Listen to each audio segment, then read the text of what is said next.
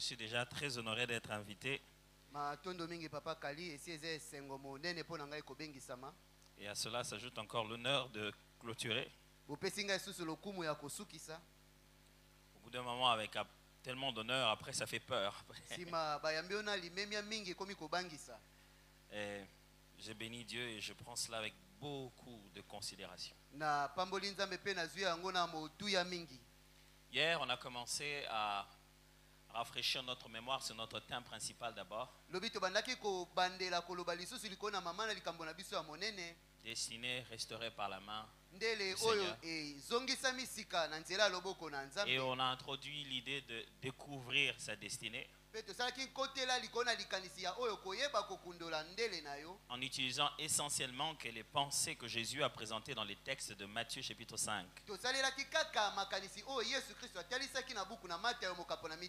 On en a dégagé 6 que je ne pourrais plus reprendre maintenant. Parce qu'aujourd'hui, 2 missions particulières. Donner de façon pratique comment découvrir sa destinée. Et même comment accomplir sa destinée. Vivre sa destinée. On aurait bien voulu, lorsqu'on touche un sujet comme celui-ci, qu'on nous dise, pour découvrir sa destinée, faites une prière de 3 jours. En allant vers la montagne de Mangengenge. Lorsque vous en descendrez, prenez une moto, pas une voiture. En arrivant chez vous, ne parlez à personne. Dès que vous entrez dans votre chambre, vous aurez découvert votre destinée. Mais les choses de Dieu ne sont pas comme ça. Et notre relation avec Dieu n'est pas comme ça. Lisons Proverbe 25. C'est probablement le seul texte que nous allons lire. Les autres, nous allons les commenter. Proverbe chapitre 25, le premier et le second verset. Je vais lire d'abord dans une première version, donc le 8 second que nous lisons tous, et à un moment donné, je vous lirai aussi la version parole, la version de Bible de français courant, voilà.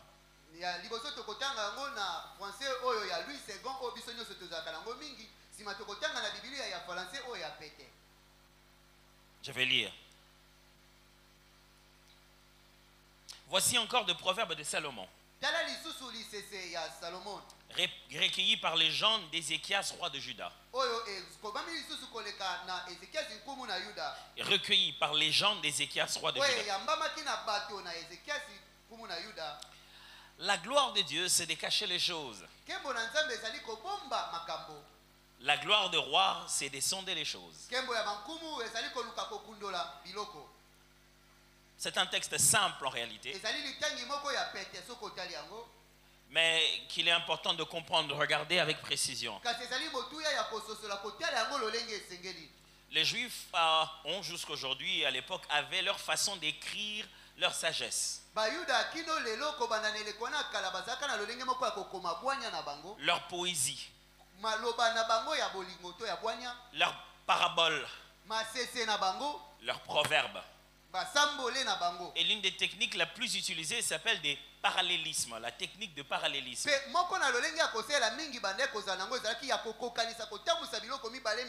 Pour enseigner un principe, on se base sur une comparaison. Vous verrez tout le temps qu'on dit le méchant est comme ceci, le juste est comme cela. On dit l'insensé est comme ceci, le juste est comme cela.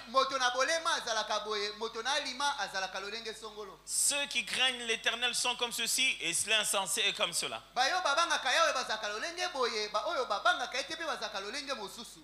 Des fois dans ce parallèle, l'idée est seulement dans une phrase. L'autre ne sert que de support pour enrichir le principe enseigné.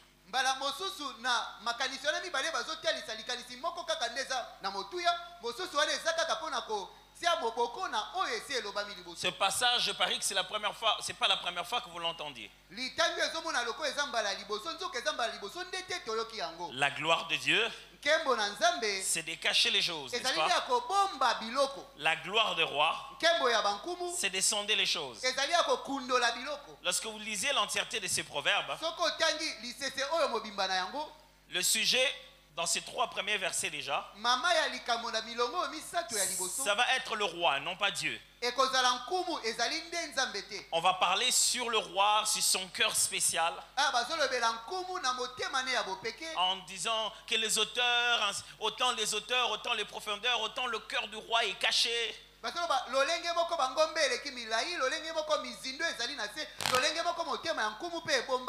Mais dans la quête de pouvoir établir un principe inconnu, cette technique commence toujours par établir un principe connu et immuable.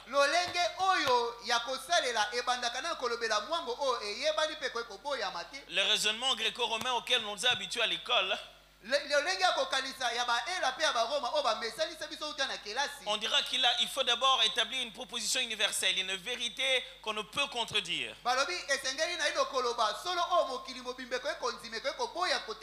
C'est-à-dire que vous dites tous les garçons sont riches. Christian aussi est un garçon. La conclusion? Mais cette conclusion qui nous paraît si normale, Christian est riche, n'a pas de sens. Parce que la proposition universelle qu'on a établie est discutable et réfutable.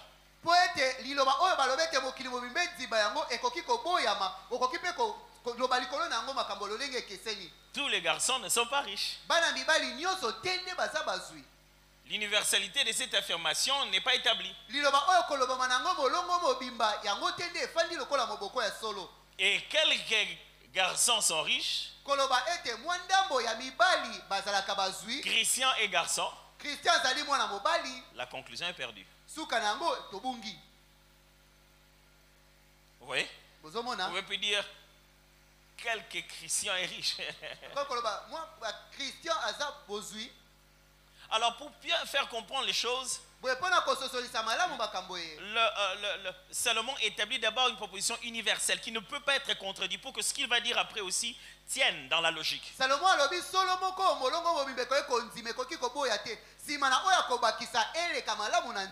Quoi de plus stable que Dieu? La gloire de Dieu, c'est de cacher les choses. Il veut parler de la gloire du roi. Il dit la gloire du roi ou des rois, c'est de sonder les choses. Je vais les lire en français courant. Voici d'autres proverbes de Salomon rassemblés par les hommes de l'entourage d'Ézéchias, roi de Juda.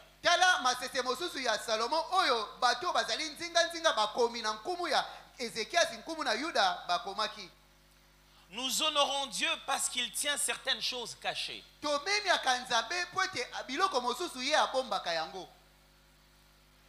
avez vu comment ça commence à changer? Nous honorons les rois parce qu'ils examinent les fonds des choses.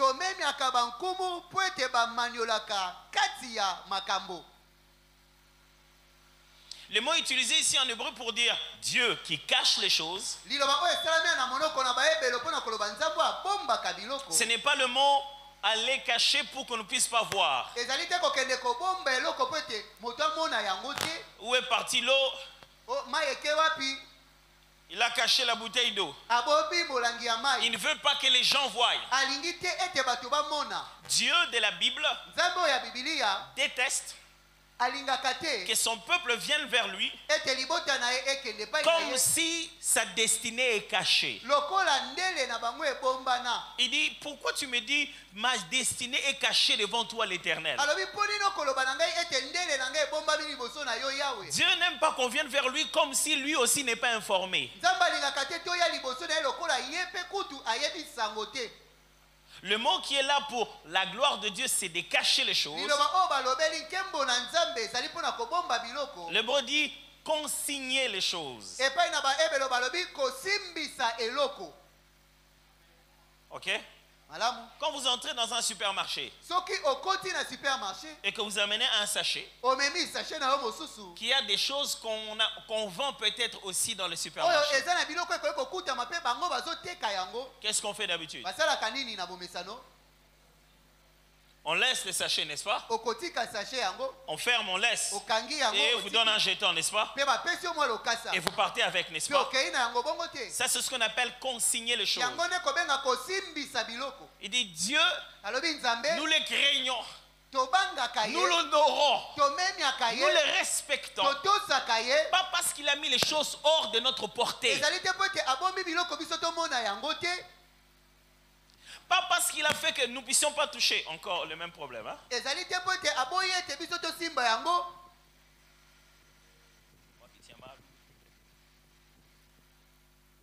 Désolé.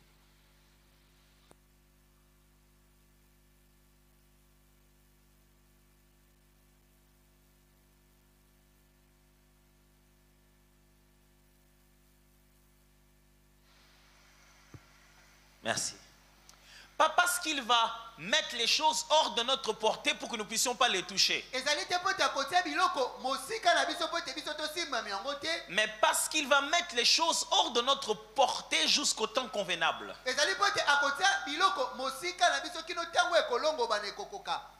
Quand j'étais scout, il y avait plusieurs genres de jeux, des choses que l'on faisait.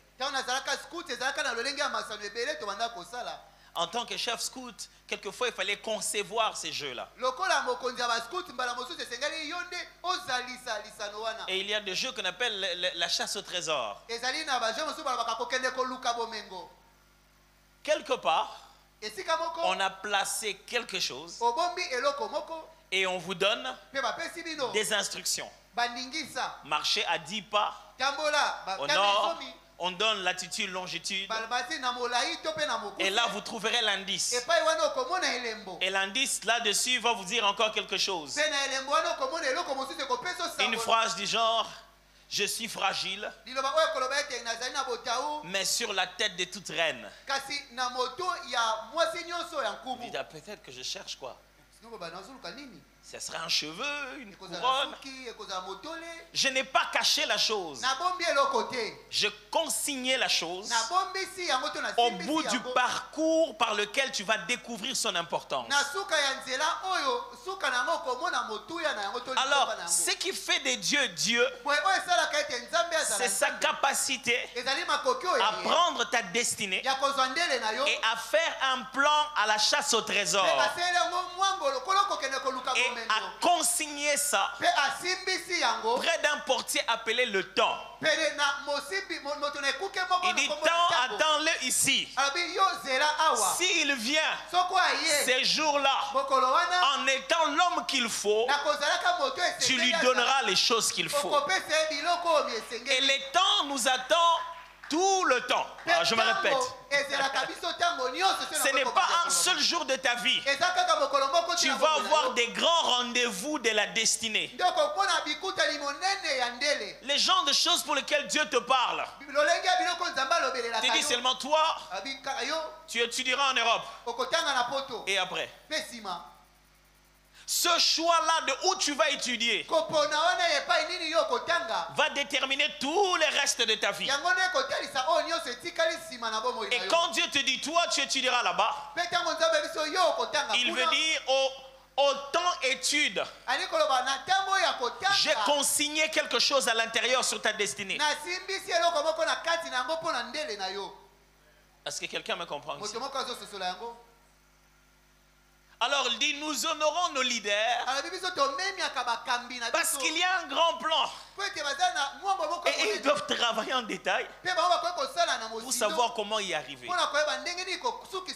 Mes amis, c'est difficile de voir les gens venir chaque dimanche à l'église, se disant qu'ils vont au ciel. Et toi, Tu es censé les y conduire, les maintenir dans le chemin qui est Jésus. Quel est ton plan? Entendre une prophétie où Dieu dit: je rendrai cette église grande. Comment on va y arriver? Et on honore nos leaders parce qu'ils ont sondé le processus. Au point que tu es arrivé là où il fallait arriver, tu te dis: tiens! Pasteur, tu es vraiment un homme de Dieu. Quand Dieu t'avait inspiré qu'on doit se déplacer là, tu sais, quand tu as seulement dit: je ne sens pas. Quand tu nous as dit qu'on en prenne 200 et non pas 300. Heureusement qu'on avait pris 300. Mais avant, au début, Dieu n'avait pas parlé de 300. Il a juste dit: je vous rendrai grand. Et à chaque jour, pour une prophétie qui va s'accomplir 20 ans après, je dois sonder la chose à faire aujourd'hui pour rester dans cette prophétie. Je vous assure que vous n'avez pas envie d'être pasteur. Vous n'avez pas envie. Quand j'étais en train de prier pour ces instants, depuis que j'avais appris que je devais venir, j'ai une drôle de vision intéressante. Je voyais comme si on a fait une ligne et les gens sortaient. C'est-à-dire qu'on fait une ligne comme ça. Par ici, il y a des gens qui entrent. Et par là-bas, il y a des gens qui sortent. Et les pasteurs étaient là. Et donc, ils faisaient comme le roulage. Donc, il faisait sortir une génération pour aller étendre l'église. Et il élevait une nouvelle génération pour pouvoir solidifier cet endroit. Parce que dans son cœur, le Seigneur lui parle. Il a dit: c'est fini. Je veux que tu supervises. Je veux que tu deviennes le père de tous. Je veux faire monter ta paternité. Il dit: Dieu, à tout père, des fils. Chaque jour qui vient, cette chaleur dans son cœur qui dit: est-ce que c'est vraiment ça ma prochaine étape? Pourtant le Seigneur dit: c'est ça. C'est ça ta prochaine étape. Donc, on est en plein milieu d'une saison de remplacement et de transformation de leadership. Où d'autres vont partir pour devenir grands, pas chassés, envoyés, affectés.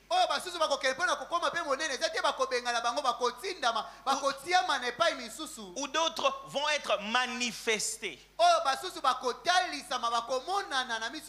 C'est beau que j'annonce ça ici. Mais c'est difficile à calculer tout ça, comment on va faire ça. En se posant la question chaque jour: est-ce que c'est lui? Est-ce que ça doit se passer comme ça? C'est plus beau si vous êtes l'une de ces personnes. Et les pasteurs vous appellent et disent: le Seigneur m'a convaincu. Dieu fait des choses. Mais c'est complexe. Quand vous êtes censé être la personne qui doit dire: le Seigneur m'a convaincu. Mais mettez-vous maintenant à la place du pasteur. Mais tout ça vous concerne vous. Votre propre destinée demandera à ce que vous puissiez sonder au quotidien la chose à faire pour rester dans le plan final. Mais je suis désolé, c'est votre responsabilité. Pas du pasteur, pas de l'homme de Dieu, pas du prophète. Combien de fois je ne vois pas les chrétiens à l'église devenir, je vais dire, Lazy. Fainéant.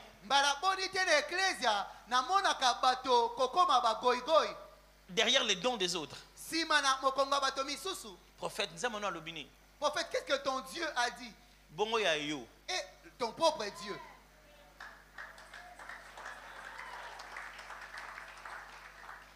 Et toi-même. Oh, que c'est facile de laisser quelqu'un d'autre aller prier. J'en connais de ceux qui sponsorisent les veillées de prière, qui achètent les cafés pour les gens qui vont prier et qui vont dormir. Si vous laissez quelqu'un d'autre faire ça pour vous, il est possible qu'il complique votre destinée. La destinée, c'est cette guerre au quotidien. On a une vision. On a vu des animaux dans une sorte de natte. Et on t'a dit, tu manges. Et tu comprends pas ce que ça veut dire. Mais toute ta vie, tu es en train d'essayer de comprendre qu'est-ce que ça signifie. La destinée est un devoir à domicile. Il faut le faire seul tous les jours. Alors, je ne m'apprête pas à vous donner une liste de choses qu'on doit faire pour vous. Je m'apprête à vous donner une liste que vous seul devez faire. Je ne vous dis pas comment vous allez être découvert. Je dis comment vous allez découvrir vous-même votre destinée. Vous êtes prêts? 1. Commencez du général au particulier. Je suis en train de répondre à la question comment découvrir sa destinée.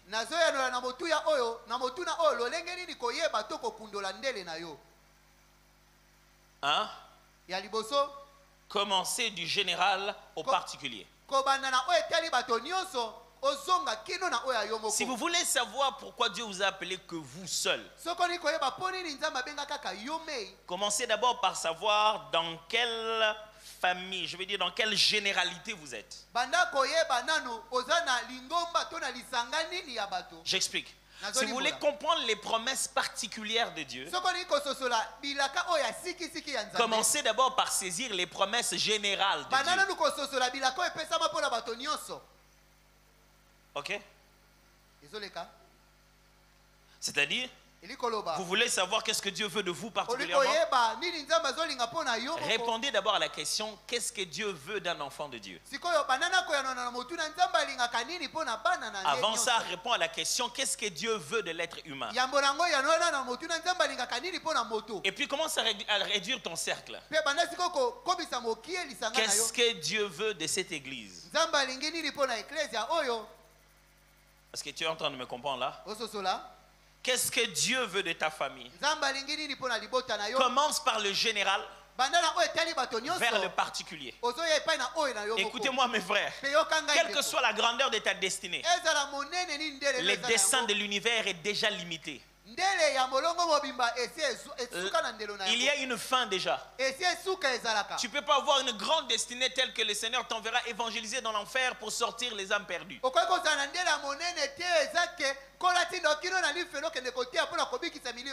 Non, cette partie de l'histoire est déjà racontée. C'est connu d'avance. Tout ce que tu vas vivre ici est forcé à aller se limiter là-bas. Vaut mieux connaître la courbe obligatoire de Dieu qui amène l'univers dans cette direction-là. Beaucoup de chrétiens veulent savoir leur prophétie de leur vie, mais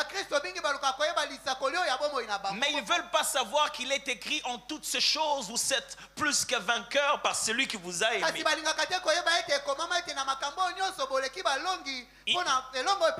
Il veut savoir qu'est-ce que Dieu leur dit maintenant.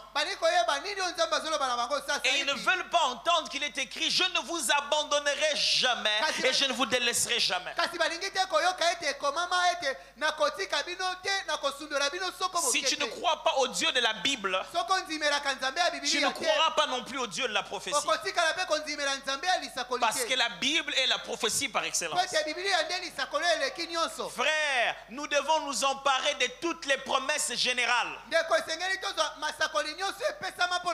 Est-ce que quand vous êtes sur un arrêt de bus, en train d'attendre un bus, vous voulez savoir si votre bus va dire le coin avant l'entrée du pont de Bandal en allant vers Parole éternelle? C'est ce qu'il va dire. Est-ce qu'il va dire ça? Le bus va parler de sa destination. C'est en comprenant la destination générale que vous serez capable de savoir s'il va dans votre destination particulière. Écoutez cette bonne nouvelle. La destination générale forcera votre destination particulière. Ok, je vais expliquer ça. C'est-à-dire que même si dans votre famille, tout le monde ne réussit pas, mais vous êtes devenu enfant de Dieu, sachez ceci: la destinée finale de tous les fils d'Abraham, c'est qu'ils sont participants à la bénédiction d'Abraham. À ce moment-là, Dieu ne te visite pas en tant que Mbouma. Il ne regarde pas le sang de ton père et de ta mère, mais c'est dit à tous ceux qui l'ont reçu, en ceux qui croient en son nom, elle leur a donné le pouvoir de devenir enfants de Dieu. Frère, si tu entres dans le bus qui amène à l'éternité, tu as déjà pris la bonne direction pour ta vie. Passe le temps avec le général. Le général n'est pas faible. On a l'impression que tout ce qui est générique dans la Bible n'était pas intentionnel. Non, non, non, non. C'est avec intention que Jésus nous a donné à nous tous cela. Si vous voulez connaître votre destinée, commencez par le général et rentrez vers le 2. Comprenez votre potentiel.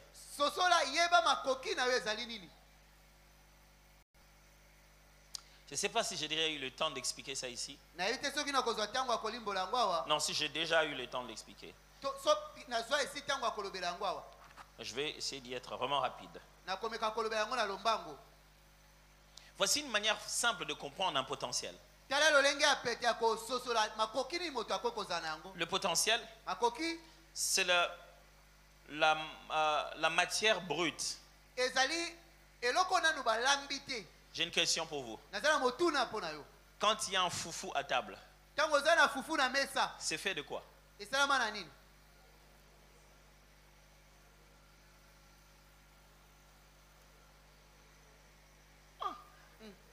Les gars, franchement. Surtout les garçons.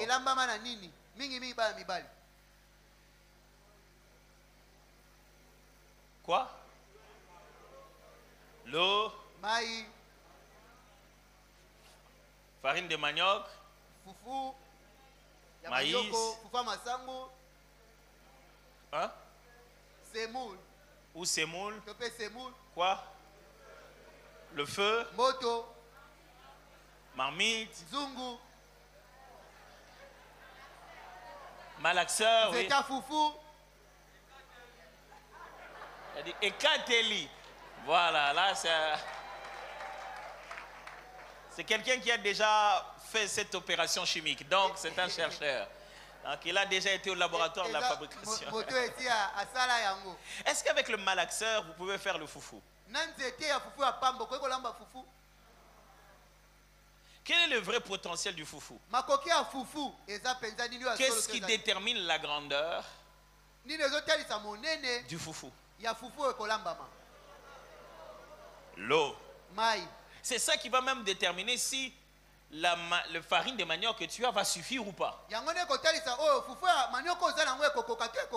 Même s'il y a combinaison de tous ces éléments, vous mangez de l'eau. Bizarre, hein? Le potentiel, c'est ça. C'est une chose que Dieu a établie en état brut avec lequel vous pouvez faire beaucoup de choses, pas une seule. Ça dépend avec quoi vous êtes en train de combiner ça. C'est très important de comprendre ça. L'eau au feu, en train de chauffer, c'est l'eau de foufou, de la bouillie. C'est pour se laver. Quand tu as dit thé, hey! Ils ont crié.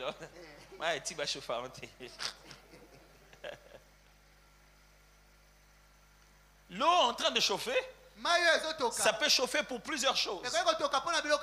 Écoutez-moi, le même individu, petit frère des grands frères, serviteur de Potiphar, travailleur en prison,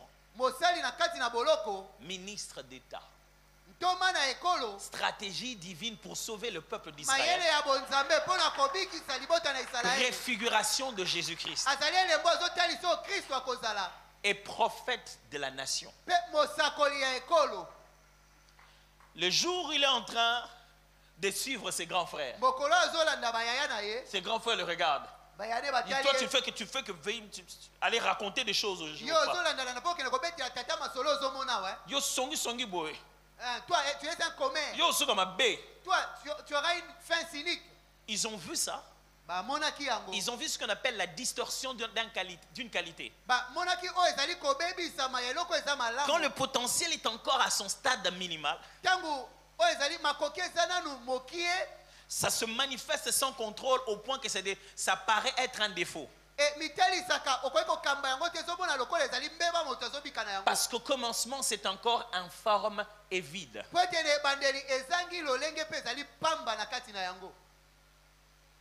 Au commencement, il y avait l'informe et vide et Dieu a fait la terre. Non, au commencement, Dieu a fait la terre et elle était informe et vide.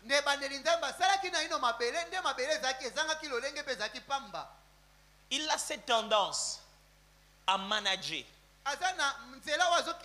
Il a tout le temps une conscience qu'il est un pont entre le leader principal et les ressources humaines.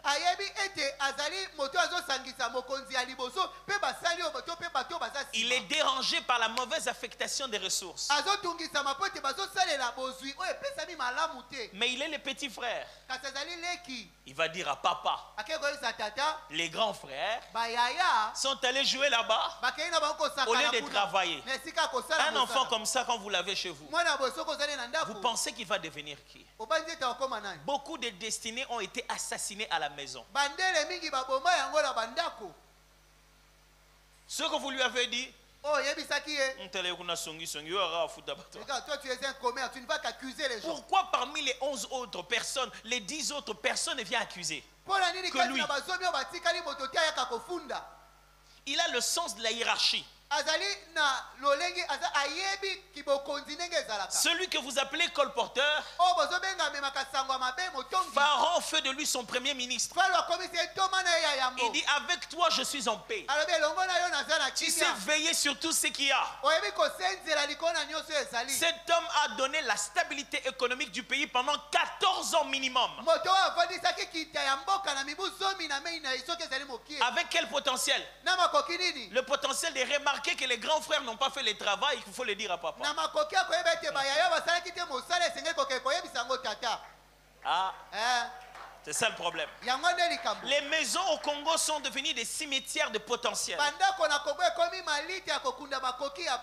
Frère, vous voulez découvrir votre destinée. Comprenez votre potentiel. Frère, le potentiel que vous avez détermine votre poste dans un match de football. Même si vous n'êtes pas footballeur, on veut jouer. Il y a un poste pour lequel vous jouerez mieux avec le peu que vous avez. Ça détermine en fait votre potentiel.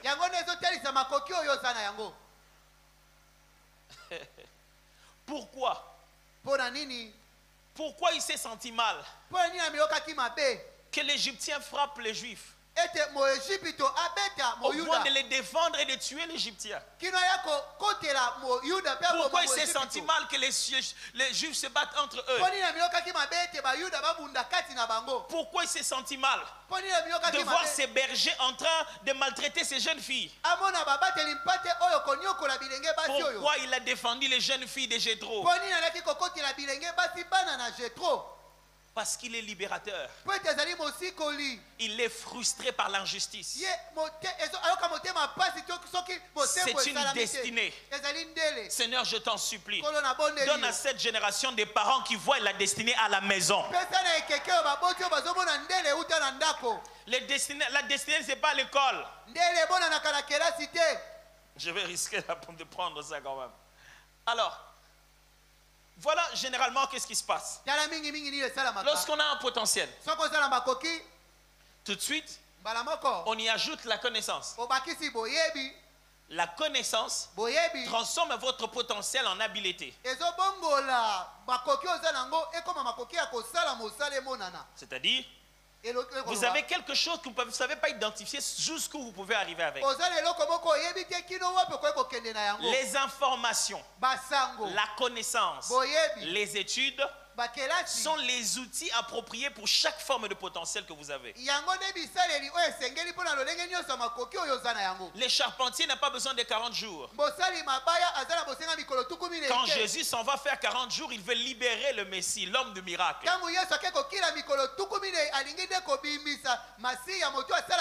À chaque potentiel qui est au-dedans de vous, il y a une lignée de connaissances bien appropriée. Si vous avez la bonne connaissance, elle va se traduire en quelque chose de faisable qu'on appelle l'habileté.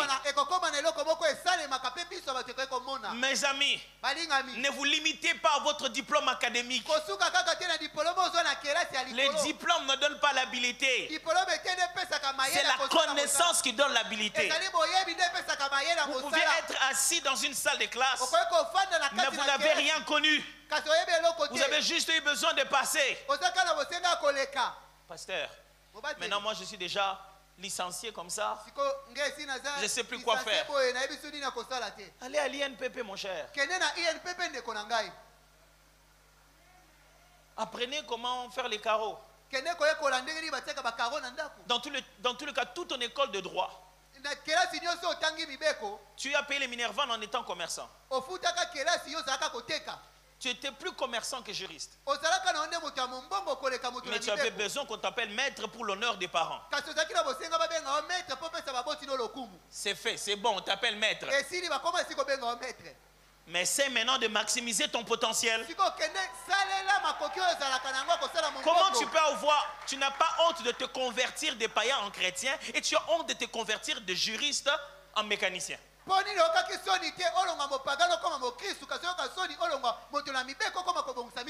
Les mécaniciens engagent des juristes. Votre potentiel, ce n'est pas votre diplôme. Les diplômes, vous ne devez pas aller apprendre pour devenir. Les études ne vous feront jamais devenir. On n'apprend pas pour devenir. On apprend parce qu'on est ça et on veut développer cela.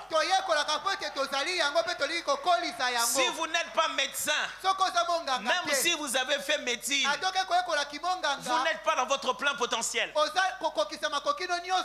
C'est pourquoi vous verrez toujours des gens durant toute leur vie, ils ont utilisé leur don auxiliaire et non pas leur don principal. Informez-vous. Faites une certification, une formation, mais prenez la bonne connaissance qui va vous mettre les outils entre les mains.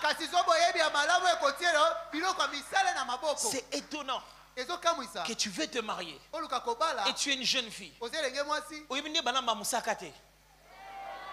Oh non, la famille n'a pas la. Moi, je suis une femme travailleuse. Je n'ai pas le temps. Maman, c'est sur YouTube. Tu vois? C'est toi qui ne veux pas apprendre. Ce n'est pas que tu manques le temps. Tu ne veux pas recevoir la connaissance adéquate. Mais écoutez-moi, connaître la vie des autres ne change pas la tienne. Ne vous informez pas sur les autres, ça ne vous rendra pas habile. Je parle d'habileté, hein? Écoutez ce que la Bible dit. Si tu vois un homme habile dans son ouvrage, sa place est au milieu de rois.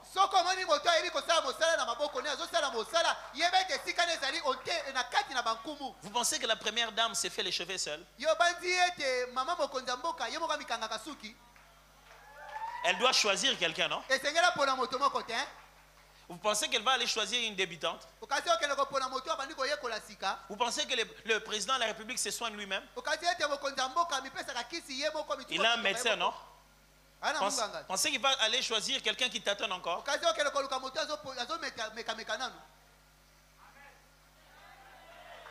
Lorsque vous avez l'habilité, votre habilité a besoin de quelque chose qu'on appelle de l'expérience pour que ça se transforme en compétence. Je suis en train de vous expliquer comment comprendre votre potentiel.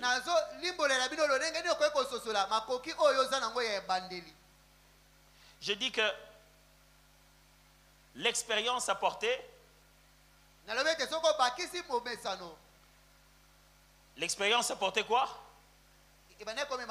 La compétence.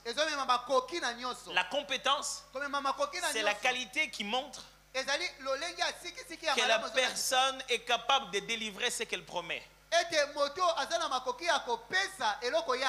Ce que je fais là, je sais le faire.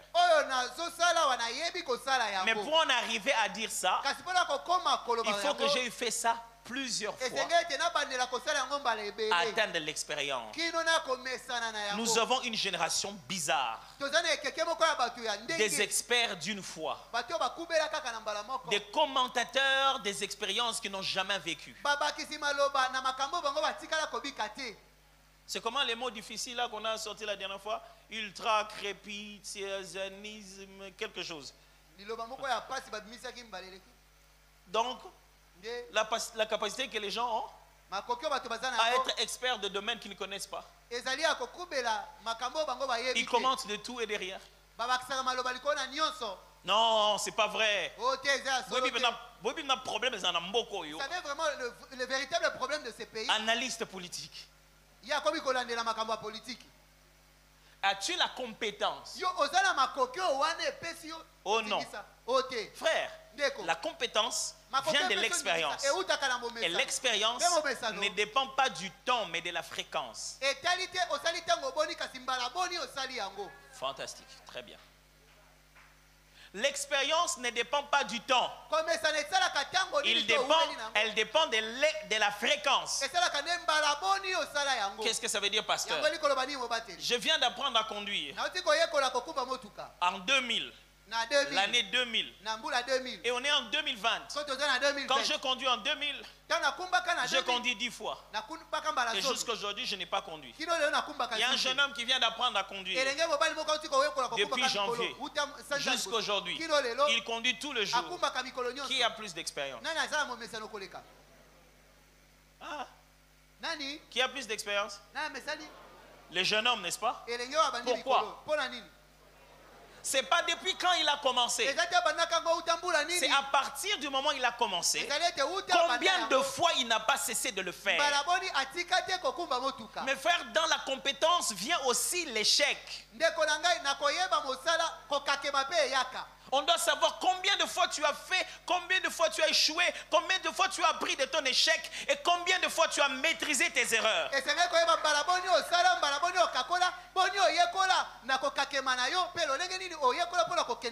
Je vous ai perdu là? Ok. Lorsqu'il fallait prendre David pour jouer dans la maison du roi, 3 conditions. beau de visage. C'était obligatoire dans la cour royale. On ne pouvait pas amener quelqu'un avec handicap. C'est pour cette raison que la recommandation de Mephibosheth était spéciale de la part du roi.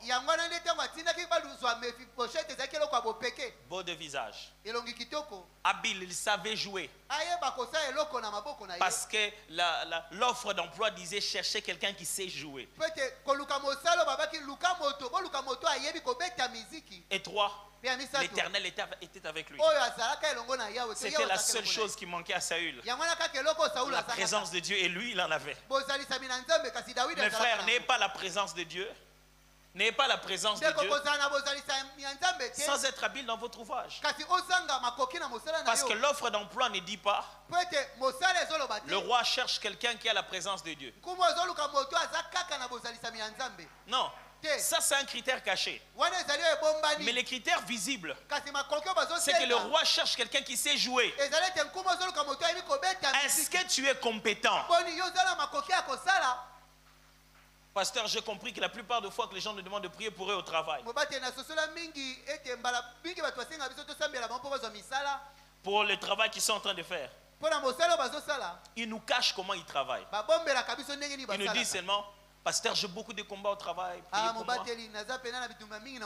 Demandez-lui: est-ce que je peux avoir votre évaluation de votre supérieur de l'année passée pour cette année?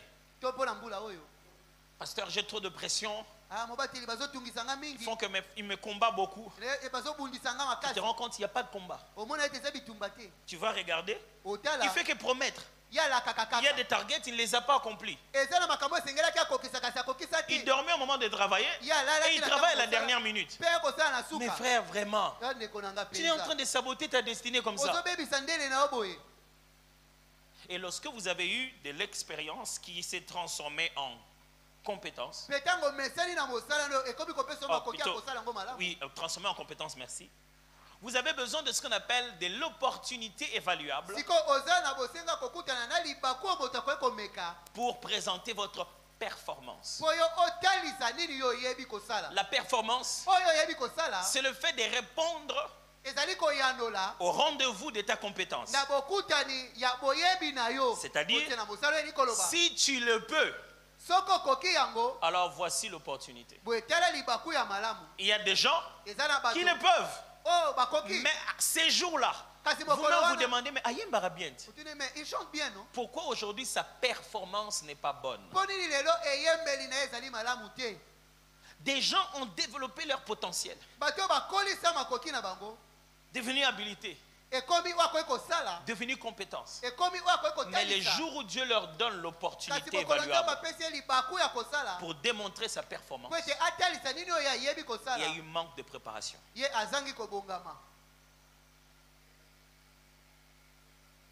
Frère, dans la destinée, on se prépare toujours. La préparation ne s'arrête pas. Jamais.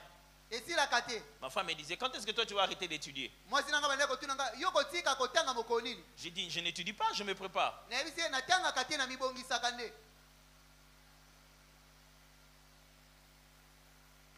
Quelqu'un m'a suivi sur ça?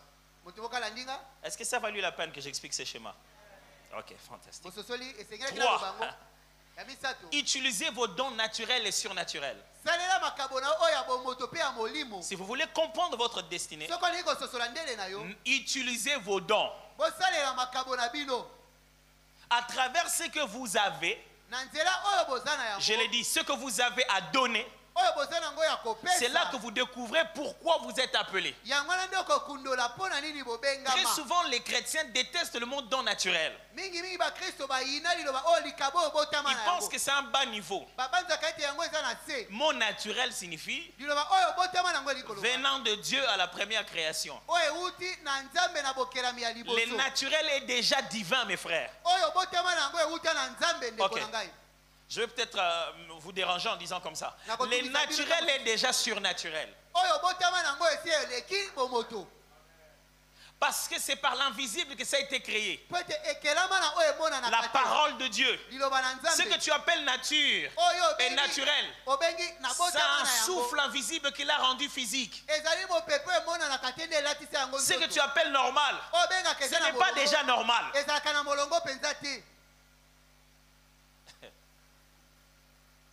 On pense que les dons spirituels sont une substitution des dons naturels. Non, les dons spirituels sont une amplification de potentiel naturel.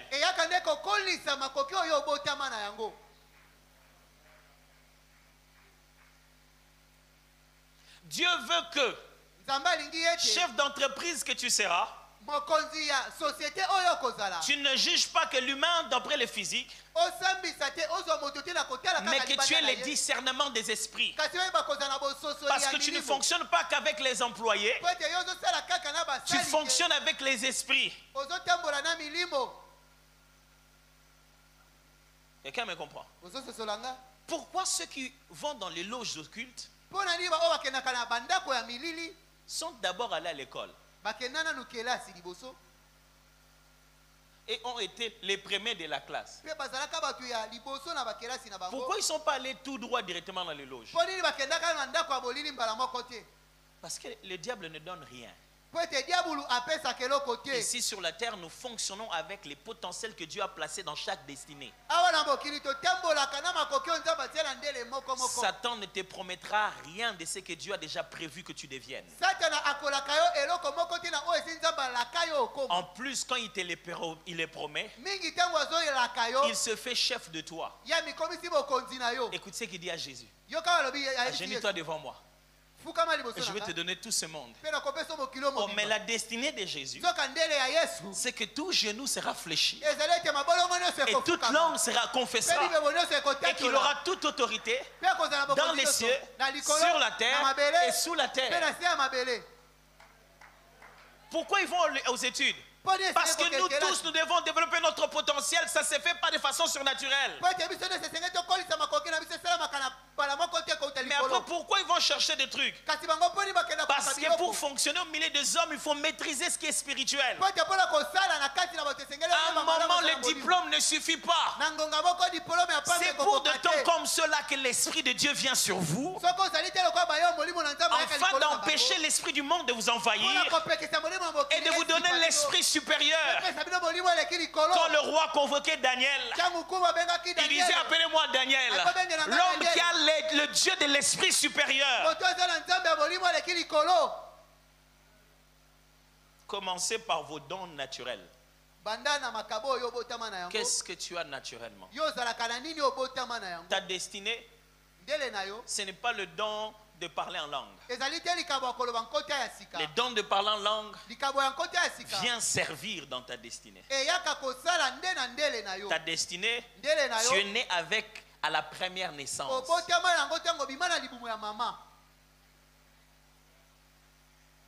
4. Opérer en équipe. Vous voulez découvrir votre don, votre destinée? Ne travaillez pas seul. Parce que toute destinée est collective.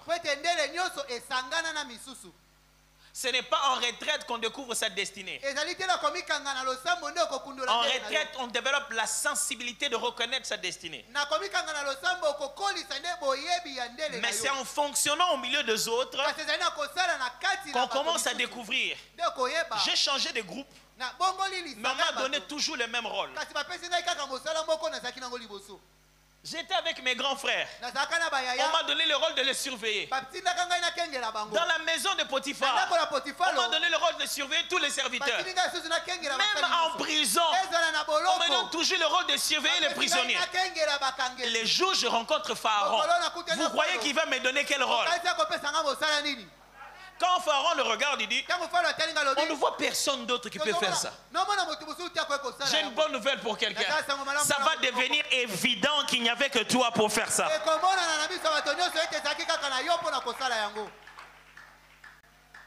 Opérez en équipe si vous voulez découvrir votre destinée. Parce que vous êtes appelés à être une solution de groupe. 5. Restez à l'écoute de l'esprit. Frères et sœurs, la destinée est un parcours. Ne vous dites pas que vous avez tout compris. Gardez la connexion avec Dieu à chaque étape. Parce qu'un beau jour, il vous dit, va tuer Isaac. Jusqu'à 2 doigts de le tuer. Il vous dit, ne tuez pas Isaac. Je disais 5, restez à l'écoute du Saint-Esprit. Vous voulez découvrir votre destinée? C'est un puzzle. Ça va commencer à se rassembler petit à petit. Alors ne croyez pas que parce qu'aujourd'hui vous avez réussi dans les affaires, que vous avez tout compris de ce que vous devez être. Détrompez-vous.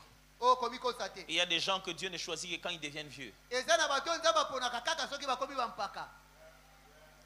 Je regardais la carrière d'un acteur de cinéma. Quand il était encore jeune, il n'était pas si connu. Ce qui lui a fait plus de succès, qui lui a fait gagner plus d'argent, c'est quand il a commencé à vieillir, à avoir des cheveux blancs, et qu'il a pris des cours sur la façon de manipuler bien sa voix. Tout le monde le veut dans le rôle de Dieu. Il est la voix qui parle dans les grands documentaires. Morgan Freeman.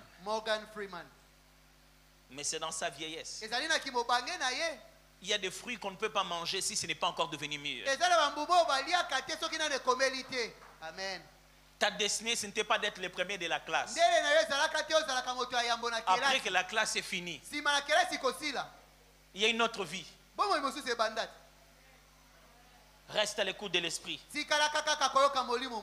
Enfin,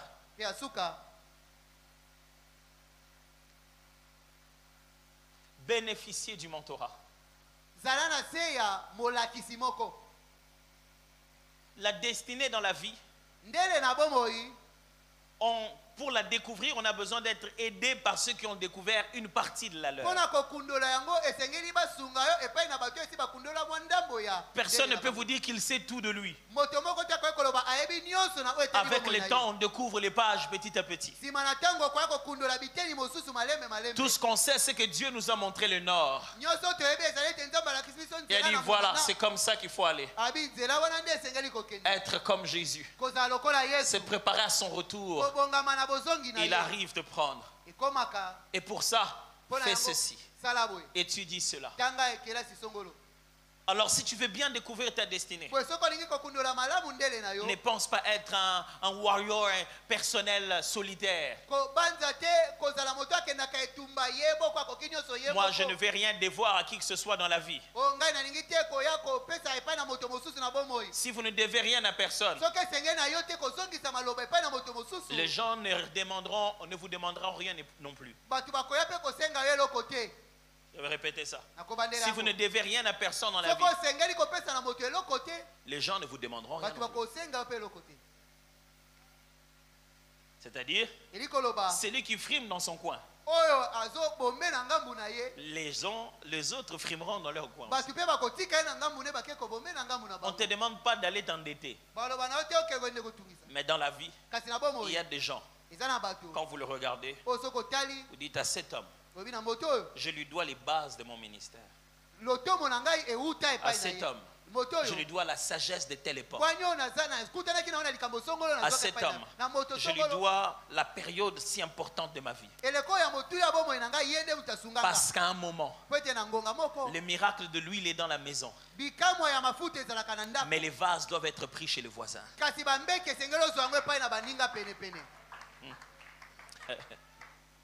Vous pouvez avoir une grande destinée. Un don pour aller loin dans la vie.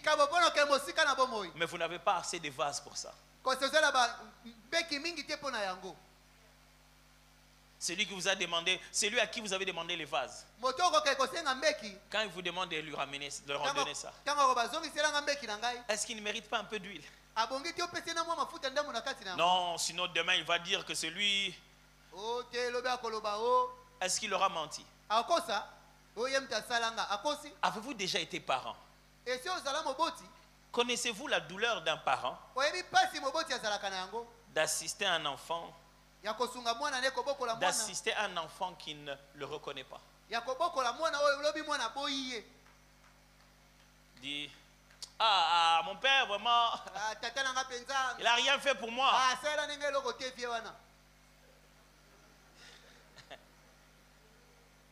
C'est-à-dire que tous les jours je regarde mon fils. Viens. Comment je dois gérer? Je regarde mes filles. Comment il faut gérer certaines choses. Des choses que je ne sais même pas m'acheter parce que je me dis, est-ce que Roland, est-ce que Priscilla?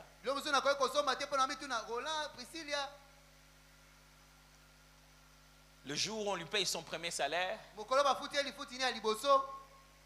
s'est dit, mais finalement c'est quoi? C'est pas parce que tu as payé mes études que tu peux commencer.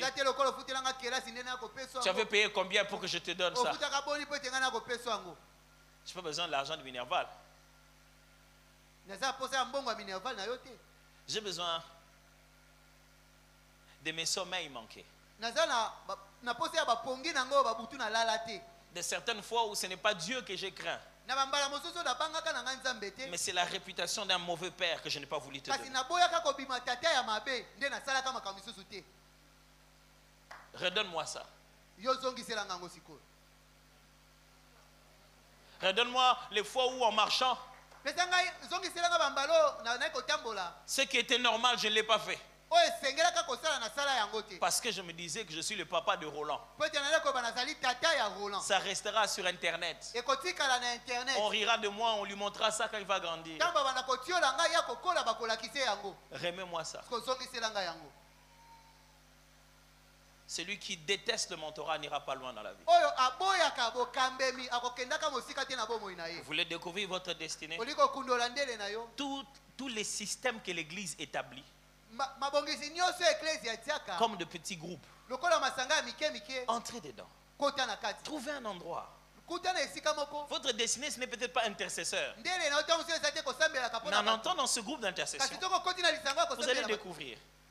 Moi, j'ai travaillé partout à l'église, jusque dans les départements des mamans.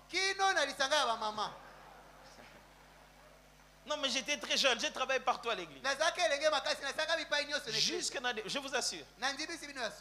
Le matin, je me réveillais à l'église. Parce que j'ai dormi là-bas la nuit parce qu'il fallait fermer les bancs et faire la clôture. Et donc il faut prendre les bâches parce que personne ne va garder ça. La parcelle n'est pas clôturée. Vous mettez les bâches et vous gardez les bancs en dormant sur le banc. Ce qui te permet de conduire le culte matinal. Après tu rentres à la maison pour te débarbouiller. Parce qu'à 10h tu dois donner le cours d'affermissement. Le temps de rentrer à la maison, comme vous savez qu'à 12h la nourriture au Congo n'est jamais prête.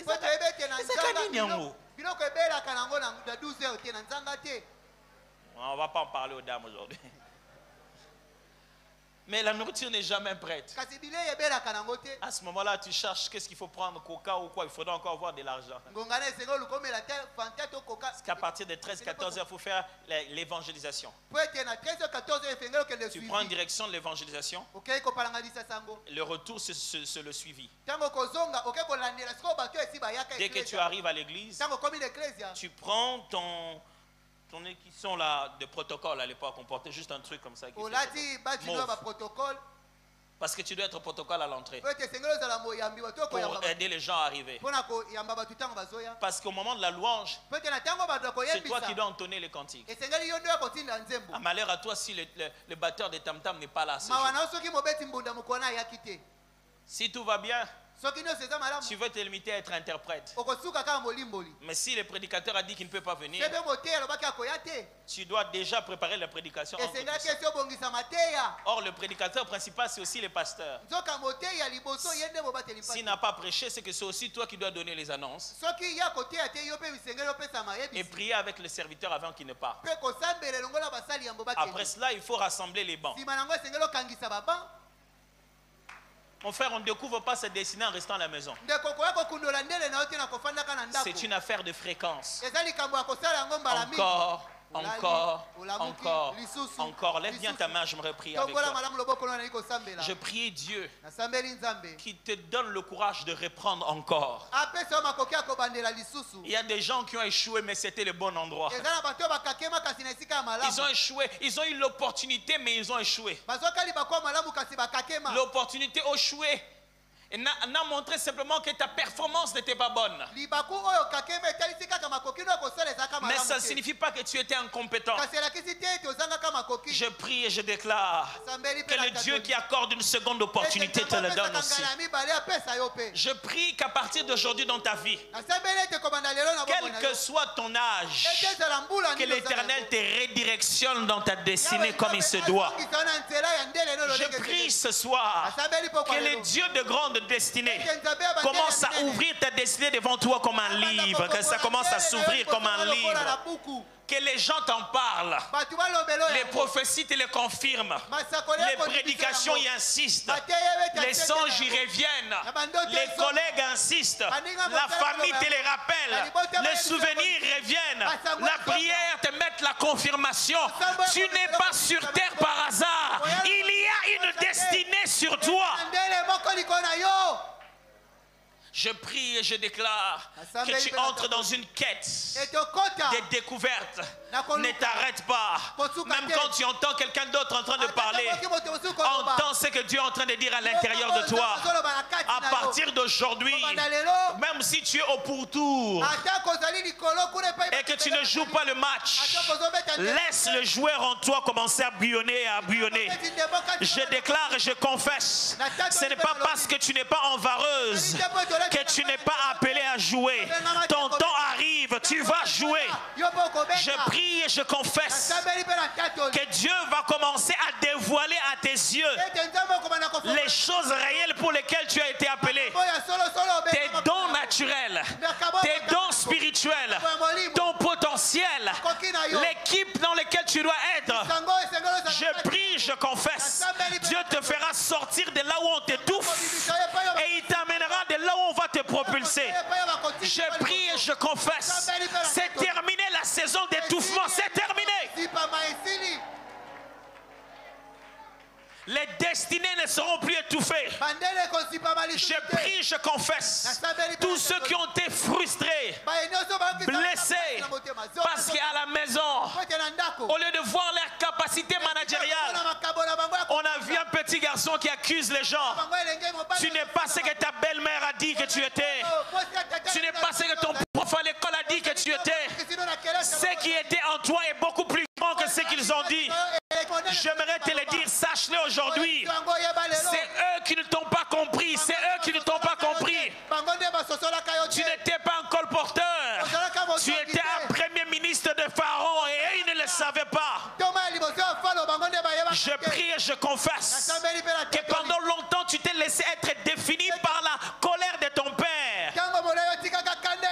Tu n'es pas la taille de ton corps, la grandeur de ta masse, la couleur de ta peau, les diplômes que tu as reçus, le nom de ta famille, ça ce n'est pas toi. Tu es à son image et à sa ressemblance. Tu es un projet réfléchi de Dieu. Commence à découvrir. Là où tu es, ce ne sont pas tes limites. Ce n'est pas là que tu te limites. Tu n'es pas 2-6. Tu n'es pas licencié.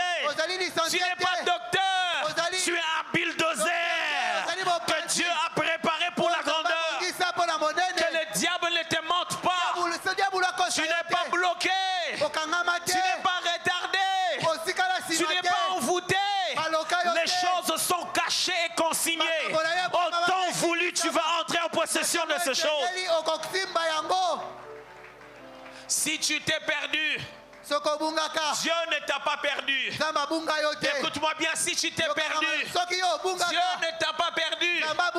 Si tu ne sais plus où tu es, ton Créateur sait là où tu te trouves. Écoute-moi, si tu ne sais pas où tu es, ton Créateur sait là où tu te trouves. Ne laisse pas une marâtre qui est déjà morte détruire ta destinée.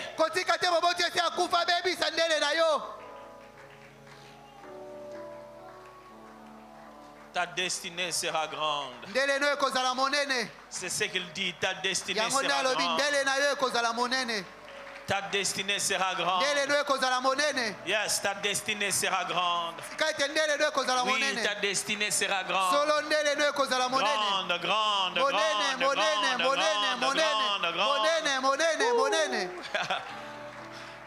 Pasteur, cette vision me revenait encore. Et le Seigneur mettait en moi ce verbe en particulier.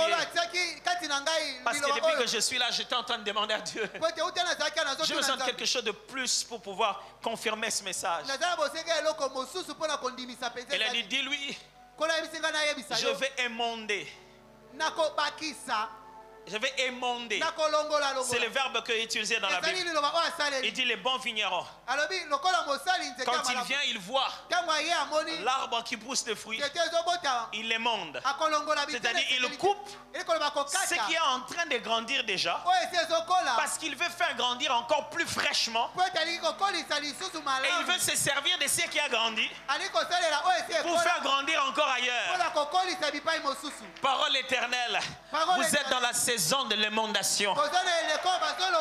Les moments où Dieu ne coupe pas pour détacher. Il coupe pour reproduire afin de laisser de l'espace à se multiplier. Le Seigneur va vous émonder. J'ai dit le Seigneur va vous émonder. J'aimerais dire à quelqu'un, tu attends Dieu dans un domaine. Tu veux réussir là-bas et ça n'a pas marché. Mais il te demande de commencer quelque chose d'autre. Tu te dis, Dieu, ça devait réussir là-bas. Il dit, laisse ça. J'ai un autre plan qui sera meilleur que cela. J'annonce une bonne nouvelle à quelqu'un qui a commencé à risquer et qui a l'impression que le risque n'est pas encore arrivé à sa fin. Mais l'Éternel lui demande de risquer encore. C'est la saison de risquer encore. Père de gloire, tu ne nous as pas convoqués en vain. Non, pas en vain. Tu ne nous parles pas en vain.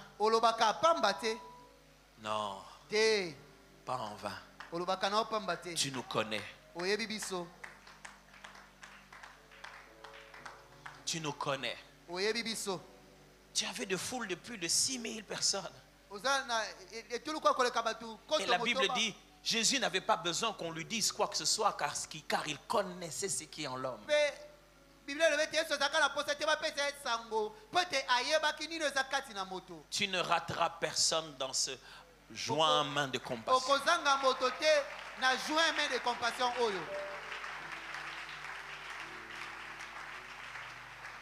Gloire au Seigneur. Est-ce qu'on peut acclamer très fort le Seigneur notre Dieu?